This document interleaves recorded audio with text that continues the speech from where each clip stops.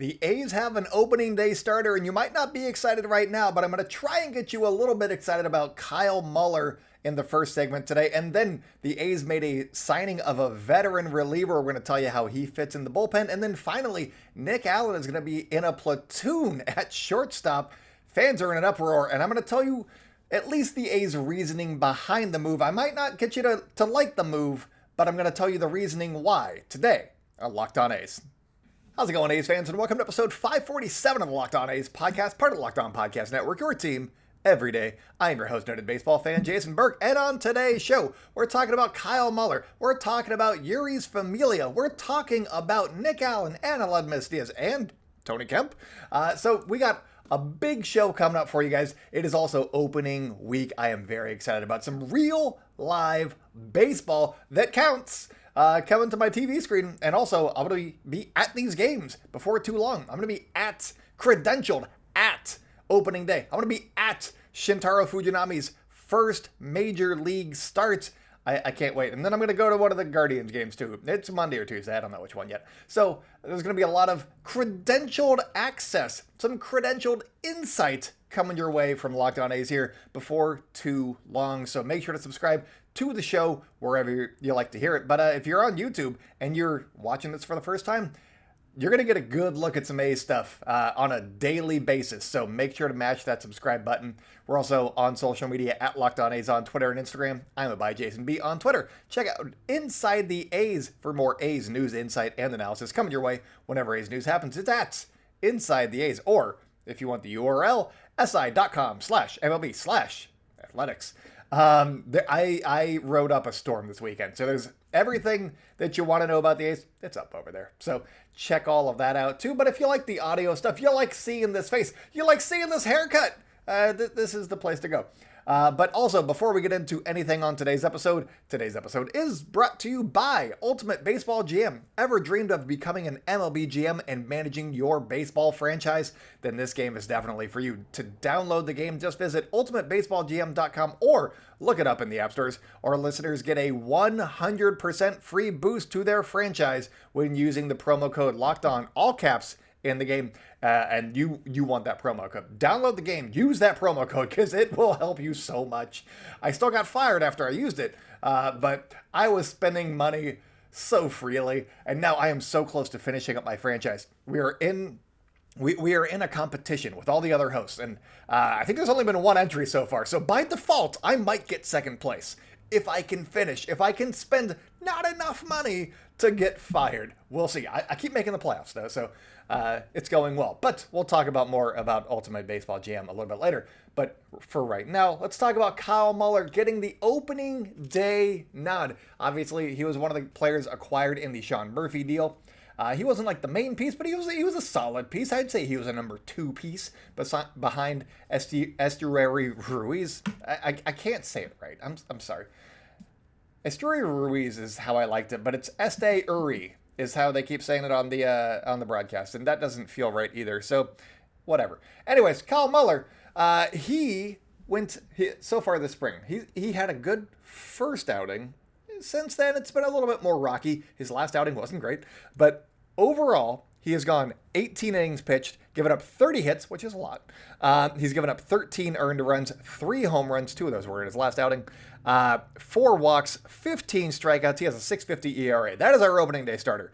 Those are the stats that you look at and you're like, ugh, that's not great. That's our best guy. And I mean, we're going to get you excited. I'm giving you the down stuff first. I'm going to get you excited here in a second. His last start, which was against the White Sox, and the White Sox, if memory serves, this is granted from 2020, they mash lefties. So, sure, did he have a bad start against a good lefty hitting team? Yeah, it wasn't good. He went 3 2/3 innings, gave up 10 hits, 8 runs. Only 4 of those were earned, though, because that ERA would be so much higher. Only 4 earned runs. I believe I was thinking of yesterday's error that led to an unearned run. He gave up 2 home runs. He gave up 1 walk, struck out 5. So not a great stat line to finish the spring.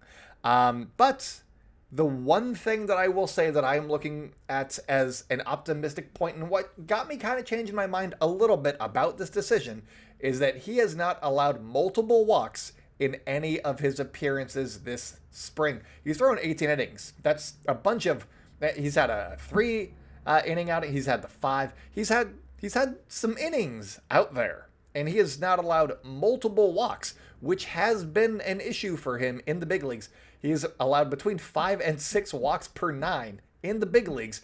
So getting his command, under wraps a little bit. Granted, he only allowed like 2.7, 2.9 walks per 9 in AAA last season. So it's not like it's an always thing. And this is spring training. He's facing a lot more minor leaguers than he's going to face in the major leagues by roughly all of them, by definition at least.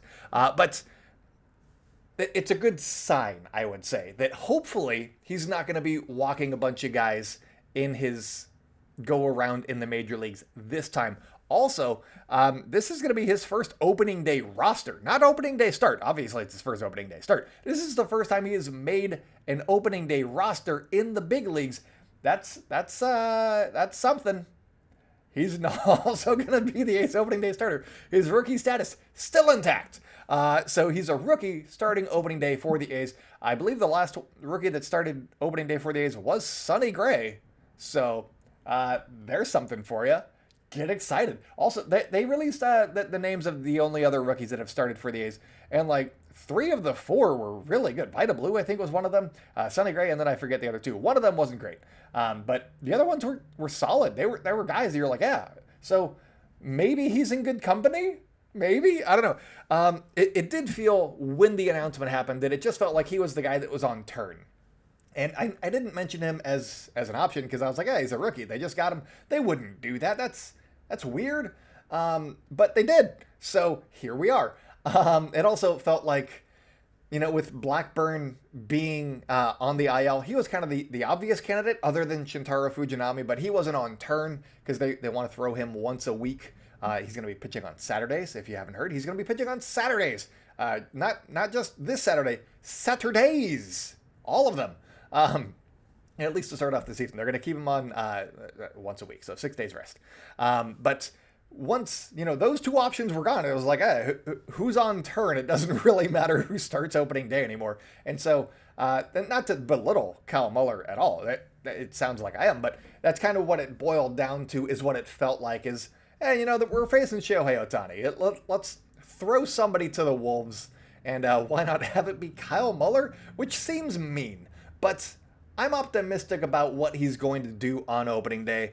And that there is one reason here, and that is because the Angels were, and maybe this is the A's reasoning all along, is the Angels were really bad against left-handed pitching last year. They were one of the worst teams in baseball. They were worse than the 2022 Oakland Athletics, a 102 loss team. They were worse than them, us, I guess, against lefties. So that's something. Kyle Muller throws with his left hand. There you go. They hit, what was it? They had a 289 on base percentage. That's bad. The A's had a lot of guys with 289 on bases last year, and they were still better than the Angels against lefties. Let that sink in. They also had an 85 cumulative WRC plus, which is 15% below league average against lefties. So they were not good. They've made some upgrades. They have Hunter Renfroe now. They have Gio Urshela now. They've got some upgrades, but are they going to be like a league average team maybe against lefties? We'll see. But I'm just saying, there's some room here for him to actually have an okay outing. 6 innings and like 2-3 runs, that's a good start for him against anybody. But against the Angels on opening day, on his first opening day, I'll take that. I will take that from Kyle Muller. And is it going to be enough to get the win against Shohei Ohtani? Ohtani's going to maybe no-hit the A's at some point. So maybe not. He did not allow that many hits in his last 2 starts of the season, and they were both against the A's on back-to-back starts. He was really good against the A's. So is there a lot of wiggle room? I don't know. But what I want to see on opening day is a good start from Kyle Muller. Are the A's going to win? I'm not sure. Right now, facing Shohei Ohtani, after seeing what he did in the WBC, I'm not betting on it. But maybe. Here's my early take for opening day. It's Monday. It's Monday morning. I'm very excited. Shohei Ohtani just threw in the bullpen in the WBC to close it out. Is he built up to go deep enough into this game, or do we get to face that juicy Los Angeles Angels bullpen? I do remember getting some wins against the Angels bullpen in previous seasons, and I would love to see that again. Also, is he like fully familiarized with the pitch clock? Is he going to have some violations? He's been pitching in the WBC. His team went deep. He hasn't had a lot of time with the pitch clock. He's a very good pitcher. He's a very good player. I'm not expecting it, but I'm just saying, hey, maybe. Hey, maybe. That's all I want to say. Hey, maybe. Also, if the A's were going for a lefty to face the Angels, Muller was really the only guy that was definitely going to be in the rotation as of a couple of weeks ago, so they can kind of work his schedule and get him on turn.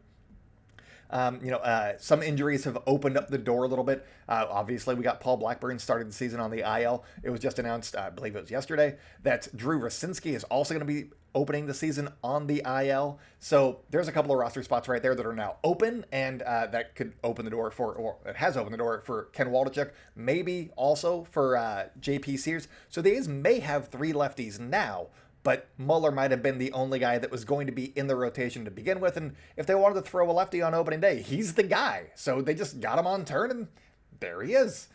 So I think that's kind of where we are. Again, Fuji's going to be starting on Saturdays, and I'm very excited about that. But we're going to talk about the signing of Jeurys Familia and where he fits in the A's bullpen coming up. So stay locked in, you guys. Today's episode is brought to you by Ultimate Baseball GM, and this is one of the coolest games that I've played in a long time. I always thought that I could be a great Major League GM, and as it turns out, it is not that easy. I play one on this podcast, but in this game, in actual reality, I'm kind of bad, honestly. If you've had the same thought and you have fantasized about managing your own franchise, go and download Pro Baseball GM immediately, because it's time consuming, but it is fun. You can play it if you have, I don't know, a 15-month-old kid, and they're sitting on your lap and they want to watch TV. You can play this game while doing that. So it's something for you to do while watching a child on your lap while they hog the TV. The game also allows you to manage every strategic aspect of a franchise, playing through seasons and leading your franchise and fans to glory as you build a historic dynasty. I haven't gotten to that part of the game yet. My minor league team has won a few championships. My major league team has made the playoffs a couple of times. So we're doing great. I think I'm still below 500 over the course of like 22 seasons, but I'm doing okay. But you got to hire the right staff. Get some 4-star coaches. That's my thing. And also make sure that they all do the same thing. Like if you got one that's a structured head coach, you want to get a guy that's a structured base running coach. Things like that make a world of difference. And this is a challenging and realistic game, you guys. Ultimate Baseball GM is completely free and playable offline, so you can play on the go or, while your kid is watching TV. And you can do what you want when you want to. It's a lot of fun. But we do have a competition with all of the hosts. And I believe only our Locked On Guardians host has completed his franchise, his 25 seasons. And he had a .520 winning percentage. He won a couple of championships. I'm behind him there, but I think it's on wins. And so I need to get more wins. And we're doing okay. I've had some 100-win seasons of late. I missed the playoffs after winning 101 games, and that infuriated me. But this game is so much fun. Regardless of how mad it makes you because you won 101 games, it's still a boatload of fun, and a season takes like an hour or two. It's not very hard. You just keep hitting simulate, and then guys get injured and you replace them. It's not that bad. So Locked On A's listeners get a 100% free boost to their franchise when using the promo code Locked On. That is all in caps, Locked On, in the game store. So make sure to check it out. To download the game, just visit probaseballgm.com, scan the code right over there, or you can look it up in the app stores. That's probaseballgm.com. It's a lot of fun. Ultimate Baseball GM, you guys. Start your dynasty today. Welcome back to the Locked On A's podcast. If you guys are enjoying the show, make sure to subscribe wherever you like to hear podcasts. Follow us on social media at Locked On A's on Twitter and Instagram. I'm by Jason B on Twitter. Check out Inside the A's for more A's news, insight, and analysis coming your way whenever A's news happens. It's at Inside the A's or si.com/MLB/ Athletics. The site's doing really well right now. I think people are excited about A's baseball coming back. Also, I've written a lot, so it could be that. But it's been a lot of fun. And if you missed the intro to this podcast for some reason, or the last episode, I am now a credentialed member of the media through Inside the A's, an affiliate of Sports Illustrated. So thank you to everybody involved with that. That's great. I am very excited about all of the opportunities that are now in front of me. I get to go talk to I'm going to go talk to Kevin Smith, and he's going to be so bored talking to me because I'm going to be like, hey, Kevin, you want to talk today? Because I'm enthralled by you, and I said that you would make the team in January, and here we are. You're looking like a sure thing. The A's will probably announce the final rosters either after the game on Monday or early on Tuesday, is my guess. Maybe on Wednesday. They're going to announce rosters at some point. We will go over those rosters a little bit later. And also, I said that we would do bold predictions. So much stuff happened this weekend, so we're covering all of that stuff, but we'll do bold predictions. Hey, maybe on Thursday. Maybe for opening day, we'll do bold predictions. How about that? I've already got them written up over at Inside the A's, so go check that out. But let's talk about the A's signing Jeurys Familia, bringing back a Familia face. Boom! Subscribe to the podcast. But per the team, it is a 1-year deal. It is a major league deal, according to... It wasn't a minor league deal. It's just a 1-year deal with the Oakland A's. He was cut by the Arizona Diamondbacks on Friday, and then he signed with the A's on Saturday. So, good times. Bit of a history lesson. He was traded to the A's at the trade deadline in 2018, and in that season, he pitched pretty well for the A's. He had a 3.45 ERA in 31 and a third innings pitched. He struck out 40, walked 14. So his whip was a little bit high, but his strikeout rate was nice. Since then, he's had some up and down seasons. He hasn't been consistent and not necessarily good, which is why he didn't make the Diamondbacks. But he's on the A's, so he's great. I'm very excited. He hasn't been good the last 4 seasons. He has a cumulative 4.96 ERA with the Mets, Phillies, and Red Sox. Last year, there we go, that's the one. Last year, he was in the 3rd percentile in hard hit percentage. That is not great. He was also in the 4th percentile of average exit velocity, also not great. He also, that average exit velocity happened to be 90.8. It's hard. It's really hard. The league average was 87.1, so it is 3.7 miles per hour harder than league average. So, what are we expecting from this deal? We'll see. But this spring, he'd been doing okay. Maybe he figured something out. Also, he pitched a scoreless inning against the A's back on March 7th, I believe. Struck out 2. So they got to see him up close, and maybe they were like, hey, that guy's good. Maybe if he becomes available, we'd like Jeurys Familia back in the green and gold. But he allowed 1 run in 6 2/3 innings pitched with the Arizona Diamondbacks this spring. The 1 run came on a solo home run to Mickey Moniak. So that's a little bit of stuff for you. He has 125 career saves. So you look at that, you're like, late inning option, right? Late inning option. Also, we'll get into it, but he's going to be for the A's. Whether or not that's a good idea, we might discuss that later this week. I need to do some digging, and I'm probably going to have to write that up before I talk to you guys about it, just because that's how I research, and while I research, I write, and then after I write, I record. That's my process. Behind the curtain. But he has 125 career saves, only 1 since 2018, and he's had 15 opportunities. So he's 1 for 15 in save opportunities the last 4 years. It's not great. So they did say, Mark Kotsay did tell reporters that he would be in the mix for saves this season, along with Danny Jimenez and Trevor May. 1 for 15, though, so are you feeling confident about it? I think that he's a good late inning option. Could he be like a 7th inning guy? Sure, I think that would be great. Do I want him in the 9th? I mean, I want to see it before I believe it, but I also don't want to see it to believe it. So that's where I'm at right now with Jeurys Familia. But hey, maybe if he's having a good start to the season, maybe you throw one. Maybe the A's have rattled off 10 consecutive wins, and Trevor May and Danny Jimenez have just been pitching every single day for 10 days. And then you're like, hey, Jeurys Familia, how about we keep this win streak going? Sure, yeah, that's a great time to try it. that's a great time to try it. Also, he's on a 1-year deal, and along with Trevor May, who's also on a 1-year deal, they could be good veteran trade fodder at the deadline. Let's not beat around the bush. That could happen. And so maybe you want to get those guys, dozen saves each, and see what happens at the trade deadline. If they could rebuild Jeurys Familia and his trade value, maybe they can get something for him. So there's a thought there. He gave up 1 earned run against the Giants on Sunday. He went 1 inning pitched, gave up 2 hits, struck out 2. So, hey, we'll see. Maybe he's a different guy this season. He's still in the league, so there's something there, even though he was in the 3rd and 4th percentile and giving up some hard contact. So we'll see what happens there. But coming up on the show, we're going to talk about Nick Allen being in a platoon at shortstop. Fans are not happy. I'm going to try and tell you why they're doing it, though. So stay locked in, you guys. Today's episode is also brought to you by Built Bar.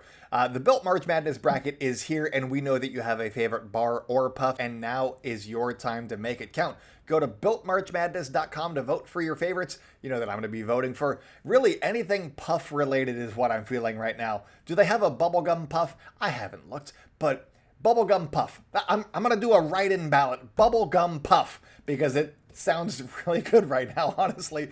I love all of their puffs. And if you want your made-up flavor to win as well, all you got to do is vote for that bar. Support your team, support your bar or puff. And when you vote for your favorite bar or puff, made up or not, I guess, you will be entered into a drawing where 50 lucky Locked On listeners win a free box of Built. Not only that, but one Locked On fan will get a 12-month subscription to Built to have Built's best bars or puffs delivered monthly straight to your door. You got to try Built because it is the best protein bar ever. Seriously, they're amazing. You're not going to know they're good for you guys.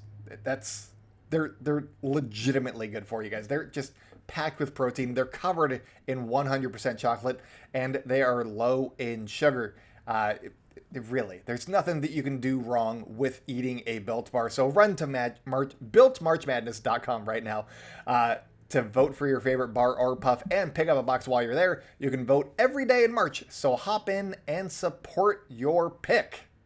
Welcome back to the Locked On A's podcast. If you guys are enjoying the show, make sure to subscribe wherever you like to hear podcasts. Follow us on social media at Locked On A's on Twitter and Instagram. I am by Jason B on Twitter. Check out Inside the A's for more A's news, insight, and analysis coming your way whenever A's news happens. It's at Inside the A's. Sorry, I paused because it said that my computer was overloaded and that the video was going to be bad. So I stopped and then it went away, and here we are. Anyways, let's talk a little bit about Nick Allen. But actually, before we do that, Kirby Snead is also going to be on the start season on the IL. He was transferred to the 60-day IL to make room for Jeurys Familia. Forgot to mention that it was on the paper once I flipped it over. So that's my bad. But that's how the A's fit Jeurys Familia onto their roster. Is they just put Kirby Snead on the 60-day IL. So hopefully we'll get an update on Kirby Snead before too long, but hopefully he's good, or back before too long, because he was an early breakout pick for me. I think in October I was like, watch out for Kirby Snead in 2023 because his stuff moves. And I thought that after a year with the A's in their organization with their coaching staff, I thought that he could have a nice breakout season for Oakland.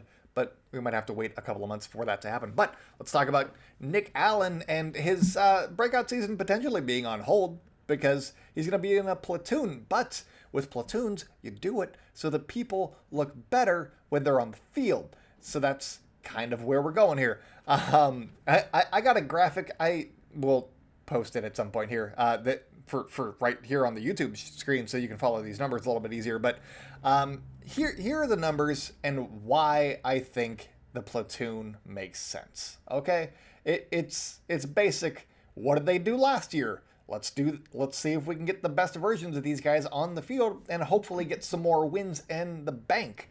Also, the A's want to try and stay out of the draft lottery again because once you're in there for 2 seasons, then you can't. The highest that you could, or the best pick that you could have if you get a lottery pick 2 years in a row is number 7. So they want to not try and do that immediately. They got the 6th pick right now, which they were the 2nd worst team in baseball. They want to try and not be in the lottery too often is my guess right now. You could also just say, hey, they're going to be better next year. Maybe they but hey, the A's don't. There's no quit in A's, or A's and quit. What it works both ways. But let's talk about Nick Allen. Let's just get to it. But yeah, okay. So Nick Allen against lefties, he was very, very good, which is why he would be platooning at shortstop against lefties. He hit 276 with a 315 on base. Good numbers. That is good for a 122 WRC plus. That is 22% above league average. You want that version of Nick Allen on the field. Nick Allen against righties, not necessarily, because he hit 179 with a 232 on base. That's really low. But again, the A's were better against lefties with guys like this in the lineup. The 232 on base, better than the Angels against lefties. Granted, this is against righties. I don't care. Beside the point. I'm making a fun point. That was good for a 36 WRC plus. That is 64% below league average. So basically putting anybody in against righties, it should be an upgrade, right? Aledmys Díaz against righties hit 233 with a 268 on base and 85 WRC plus. That is what he did last season. But for his career, he has actually done very well against right-handers with a 275 batting average, 322 on base, and a 109 WRC plus. That's 9% above league average. So that is why he would be there against righties as opposed, I mean, even if he put in the season that he did last year, that is still 50%, 49% better than the A's got against righties at shortstop last season. But they could actually wind up with an above league average player at shortstop. Granted, his defense is roughly league average as well at shortstop, so you're missing that component. But offensively, it could be a big upgrade for the A's at shortstop if Nick Allen, obviously, he'll get some time against righties at some point, just not to start the season. I think that's where we're at right now. Is you bring in these veterans to get some work in. You want Aledmys Díaz to play. Well, they want Aledmys Díaz to play every day, which means he's got to play somewhere else as well. And I think that could be second base, where he could also be in a platoon with Tony Kemp. Because Tony Kemp against lefties wasn't as good, but Aledmys Díaz was pretty solid against lefties last year. Díaz against lefties last season, 267 with a 333 on base, a 121 WRC plus. That's 21% above league average against lefties. Whereas Tony Kemp hit 219 with a 310 on base and an 82 WRC plus. That's 18% below league average. It is a 39% swing if you platoon those guys against lefties. You just put them over. So the up the middle combo against lefties would be Díaz, who had a 121 WRC plus, and Nick Allen, who had a 122 WRC plus. Up the middle against lefties, this team can rake. Also, Kevin Smith was also roughly 20% above league average if he makes the team, and he's in a platoon situation kind of with Jace Peterson at third base. He's also going to be raking against lefties. Christian Pache, also better against lefties. This team might be able to hit really well against left-handed pitching. We'll see. But I'm very intrigued as to what's going on here with the A's and their platoons. And then against righties, you got Tony Kemp, who hit 238 with a 307 on base and a 93 WRC plus. Still 7% below league average, but he had a really rough first half. He came on very well in the second half. Also, against righties, he walked 7.8% of the time. Not bad at all. And he only struck out 10.6% of the time. That is fantastic. That's really, really good. So against righties, he was very solid. He struck out almost double that against lefties. And even though his on base was roughly the same and his batting average was 20% or 20 points lower, he was still a much better hitter against righties. And so that's why you might see him in more of a platoon role with Aledmys Díaz, who can hit lefties and righties. So I think that's kind of the reasoning here. And real quick, here's the numbers so you can see. I'm a visual guy too, so there's the numbers for you. I just think that it's obviously not the best. You kind of want to see Nick Allen try and develop a little bit more. Tony Kemp is one of the most popular A's players that the A's have. And you want to see them in the lineup more often, but you can probably plan the games you want to go to according to which opposing pitcher is on the mound, because it makes sense. I think that offensively, and that's where the A's are trying to improve right now. They got some arms. They have arms? Are they going to be good arms? We're going to find out. But I think offensively, the A's saw an opportunity to get better, and now they're going to try and be better. So we'll see what happens there. I assume that Nick Allen will be the A's starting shortstop at some point this season, but just not to start the year. Also, Aledmys Díaz has dealt with a lot of injuries in his career, and that is kind of why he was available to the A's in the first place. So he might get hurt at some point, and then Nick Allen will just be the shortstop. So don't get too mad, you guys. The A's might win some extra games, have more production in their lineup. They have a solid, maybe 4 or 5 hitter as opposed to like an 8 hitter in the lineup. So that's what I think we're doing right here. We'll see what happens. But that's all that I got for you guys today. Tomorrow, we'll see what happens with tonight's game against the Giants. Maybe they announce their roster before I record. I don't know. So tomorrow's a little bit up in the air. Maybe we'll talk about the bullpen and the construction of that, the rotation and the construction of that. That's my fallback plan right now. But if the A's announce their roster, obviously we're going to go over that and see what the A's did right and what they did wrong. But that's all that I got for you guys today. So until next time, go out and celebrate good times, A's fans, and I will talk at you tomorrow.